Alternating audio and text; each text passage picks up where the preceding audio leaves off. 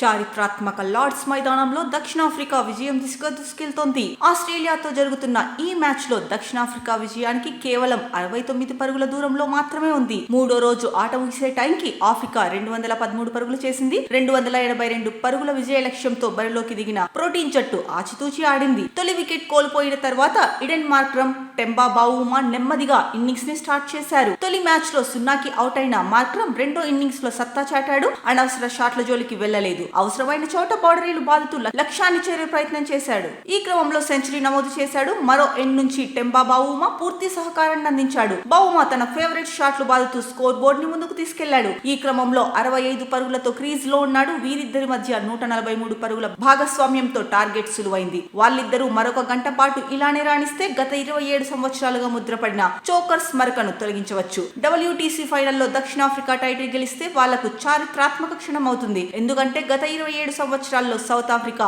ఒక్క ICC ట్రోఫీని కూడా గెలవలేదు. దక్షిణాఫ్రికా చివరిసారిగా 1998లో ICC ట్రోఫీని గెలుచుకుంది. 2024 T20 ప్రపంచ కప్ ఫైనల్ మ్యాచ్ లో టీమిండియా దక్షిణాఫ్రికాను 7 పరుగుల తేడాతో ఓడించింది.